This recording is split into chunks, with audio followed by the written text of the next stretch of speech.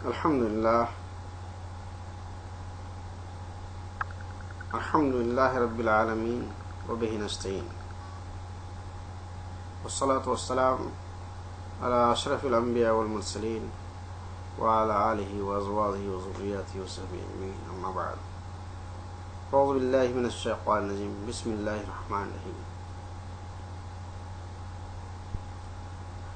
إن عدة الشهور عند الله 12 شهرا في كتاب الله يوم خلق السماوات والأرض منها 4 حرم ذلك الدين القيم فلا تظلموا فيهن أنفسكم وقاتلوا المشركين كافة كما قاتلوكم كافة واعلموا أن الله مع المتقين إنما النسيء زيادة في الكفر يضل به الذين كفروا يحلونه عاما ويحرمونه عاما ليواطعوا عدة ما حرم الله فيحلوا ما حرم الله زين لهم سوء أعمالهم والله لا يهدي القوم الكافرين صدق الله العظيم.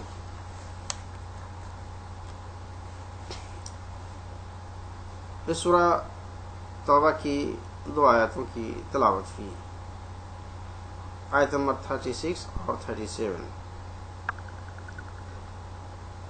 اس میں اللہ جل جلالہ نے شہروں کی تعداد یعنی مہینوں کی تعداد اور اس میں 4 مہینے ایسے ہیں جو حرم کے مہینے ہیں جس میں جنگ حرام قرار دیا. تو بہت سے برادران ملت برادران اسلامیہ کے افراد کے بعض ایسے لوگ بھی ہیں جنہیں اسلامی مہینوں کے نام معلوم نہیں،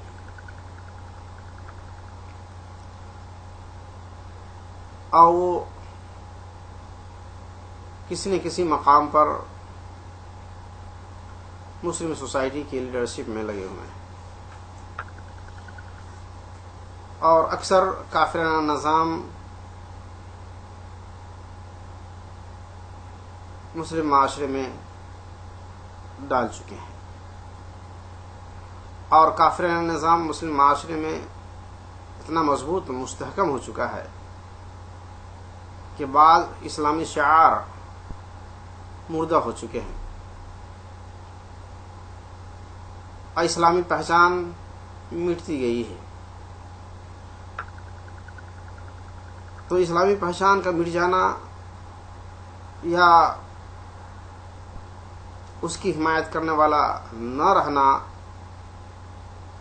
معاشرے میں خدا کے عذاب اور اللہ تبارک تعالیٰ کی گرفت کی نوبت آ سکتی ہے. خدا کی گرفت سے بچنا یہ ہے کہ انسان اللہ اور اس کے رسول کی اطاعت میں لگ جائے. اس مقام پر جو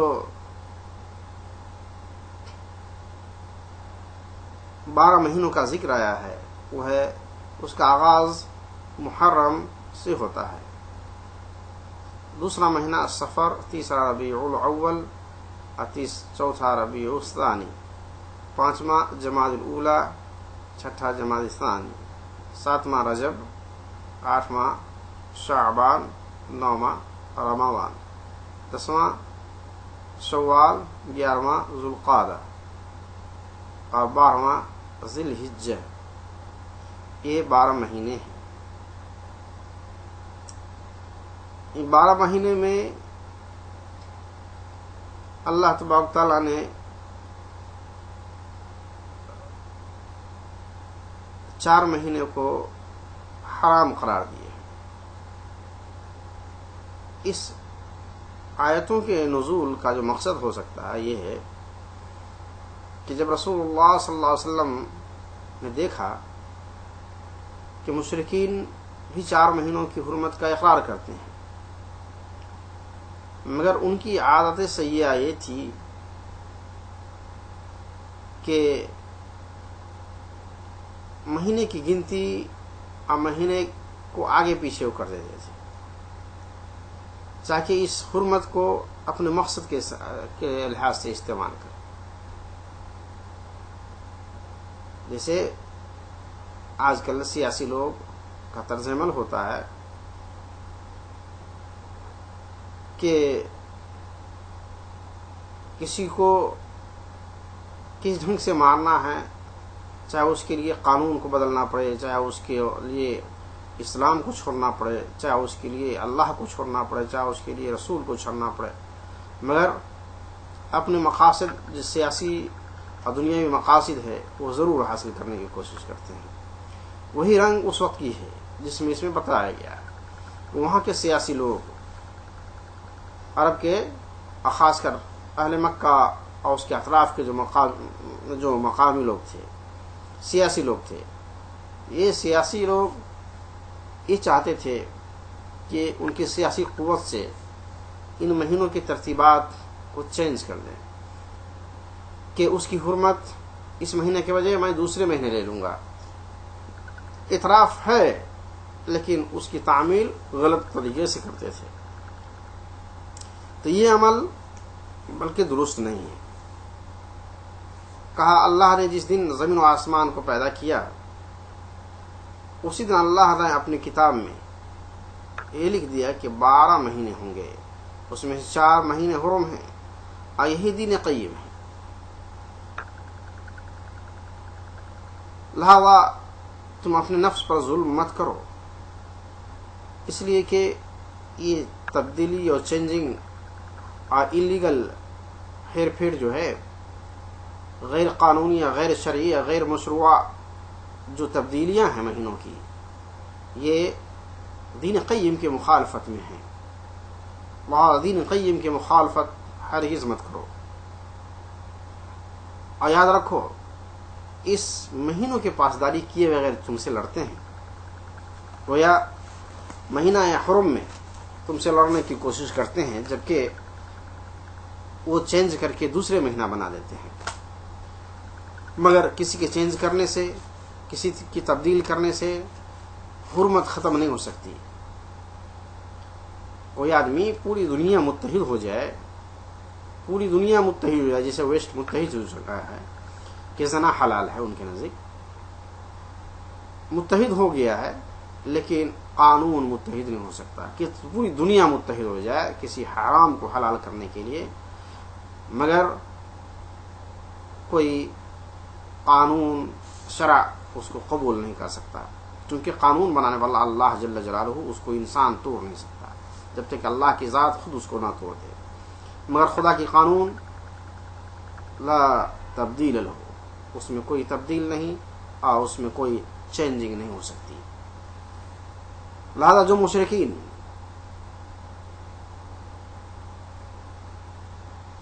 ٹیررزم پہ مبتلا ہیں، اس قانون کی خلاف ورزی کرتے ہیں، اس مہینوں کی شرافت قدسیت کی پاسداری نہیں کرتے ہیں، تو اور پھر لڑنا چاہتے ہیں تو ان سے لڑو اور جم کے لڑو، اور انہیں یا بتا دو کہ اللہ تعالیٰ جو ہے متقیوں کے ساتھ ہے، اللہ تعالیٰ ان لوگوں کے ساتھ ہے جو اس مہینے کی حرمت کو باقی رکھتے ہیں.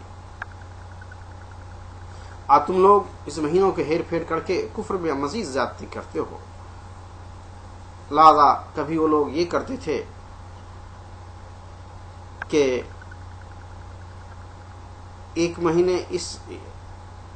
ایک سال کسی مہینے کو حلال کرتے تھے یا کسی مہینے کو اس کو حرام قرار دیتے تھے، تاکہ اپنے بنائے ہوئے مفروضے کے مطابق وہ اس پر عمل کرتے رہیں. تو اس طرح سے وہ لوگ یہ کوشش کرتے تھے کہ جو اللہ نے حرام قرار دیا اس کو حلال قرار دیں، اور جو حرام قرار دیا ہے اس کو حلال قرار دیں. کہتے ہیں لِيُوَاطِعُوا مَا عِدَّةَ مَا حَرَّمَ اللَّهُ فَيُحِلُّوا مَا حَرَّمَ اللَّهُ یعنی ساری کوششیں یہ ہوتی تھی کہ جو اللہ نے جس مہینے کو حرام قرار دیا ہے اس کو حلال کیا جائے، اور جس مہینے کو حلال قرار دیا اس کو حرام قرار دیا جائے۔ اس میں یہی کوشش ہوتی تھی کہ کس دشمن کو کب مارنا ہے،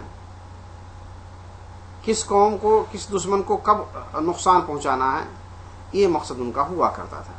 لہذا اس مقصد کے لیے وہ اس کو اس میں مہینوں میں چینجنگ ضروری تھی۔ اس میں بھی اپنے آپ کو اچھا لگتا تھا ان کو، کہتے ہیں زین لہم سوء اعمالہم، ان کے برے برے اعمال ان کو اچھے لگتے تھے، اور ان کے اپنے برے اعمال کرنے سے جو چہرے پر بدنما داغ لگ چکے تھے اس کو نظر نہیں آ رہی تھی۔ واللہ لا یہدی القوم الکافرین، اللہ کافر قوموں کو ہدایت نہیں دیتا ہے۔ ابھی یہی بغاوت مسلم ملکوں میں حکمران کہیں عوام کر رہی ہے، جہاں اسلام کو بگاڑ کے پیش کیا جا رہا ہے۔ عربوں میں بھی یہ لڑ ہے، عربوں میں مصر میں حکمران کی طرف سے، اور ادھر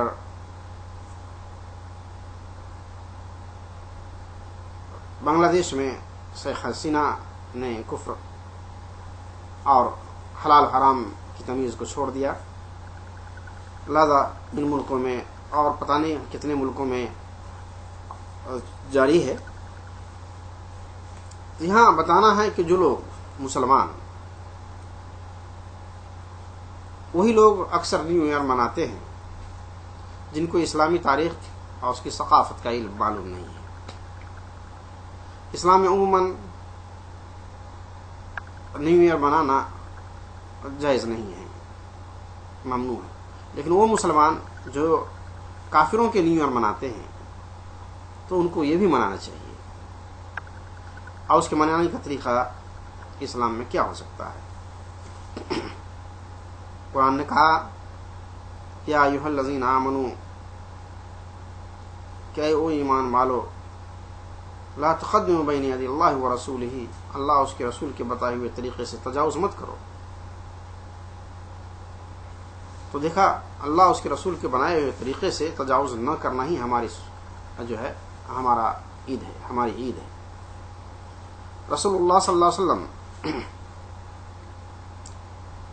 جب مدینہ آئے تو رسول اللہ صلی اللہ علیہ وسلم نے جب دیکھا کہ یہودی لوگ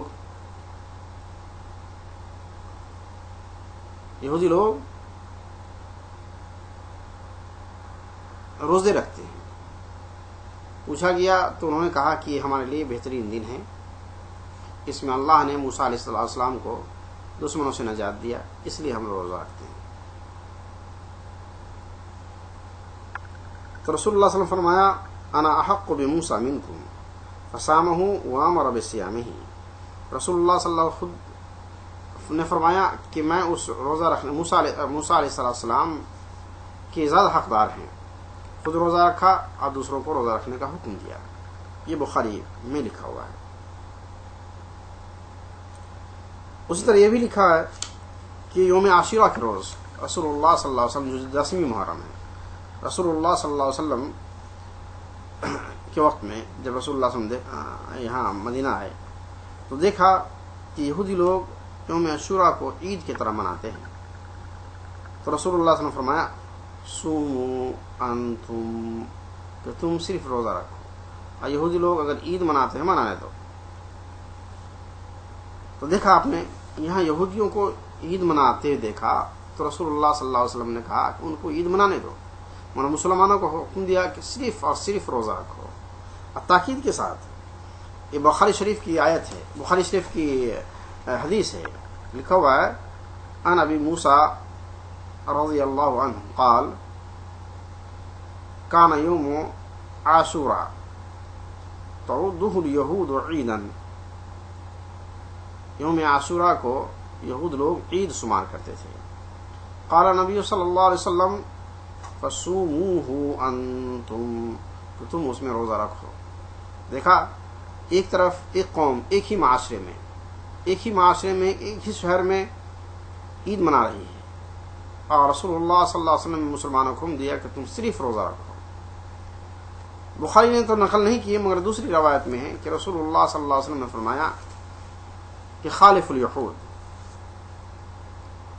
کہ یہودیوں کی مخالفت کرو، کہ وہ لوگ ایک روز رکھتے ہیں تم لوگ ایک بڑھا کے رکھو، یعنی ایک اور روزہ اس میں ضم کر لو. تو علماء کا متفقہ فیصلہ ہے کہ 9ویں کا یا 11ویں کا ملا لو 10 کے ساتھ، تو اس طرح سے 2 روزہ ہے. دیکھا رسول اللہ صلی اللہ علیہ وسلم نے جو ہمیں جو درس دیا کہ یہود کفار اور وہ طریقے جو اسلام سے میل نہیں کھاتے ہیں اس کی مخالفت کرنے کا حکم دیا ہے. یہی ہمارا نیو ایئر پلاننگ ہے. ہمارا نیو ایئر پلاننگ ہے کہ ہر وہ حکم جو اسلام کی مخالفت میں اہل کفر کرتے ہیں ہم تمام اسلامی احکام پر عمل کریں گے، اپنے آپ کی اصلاح کریں گے، اپنے اعمال اخلاق کو درست کریں گے، کردار کو بلند کریں گے، دوسروں کے ساتھ حسن سلوک کریں گے، اخراجات میں ضرورت مندوں کو ضرور شامل کریں گے. تو رسول اللہ صلی اللہ علیہ وسلم کی پلاننگ تھی کہ یہودیوں کی اور کفار کی مخالفت کرنا. تو جو لوگ سچے میں رسول اللہ صلی اللہ علیہ وسلم کو رسول مانتے ہیں ان کو چاہیے کہ کفار کے تمام عیدوں، تہواروں اور ان کے طور طریقے سے توبہ کر لیں. سب سے بڑا توبہ تو یہ کرنا ہے کہ معاشرے میں جو کافرانہ نظام لا کے رکھے ہیں، شادی بیاہ کے معاملات، لڑکیوں کا صحیح ٹائم پر شادی نہ ہونا، جہیز کا لینا دینا، اس ساری چیزوں سے توبہ کر لیں. تبھی اللہ اس کے رسول خوش ہوں گے، تبھی صحیح معنی میں آپ نیو ایئر منا سکتے ہیں. نیو ایئر منائیے مگر اس میں اس کا عہد کیجئے کہ وہ تمام گناہ جو کرتے ہیں کرواتے ہیں معاشرے میں رچ بس گیا ہے اس کے ازالہ کے لیے کام کریں گے، اور یہ عہد کیجئے کہ کبائر سے پرہیز کریں گے، اور یہ تمام کبائر میں ہیں. گناہ کبیروں سے بچ جانا یہ ہمارا بہت بڑی کامیابی ہے.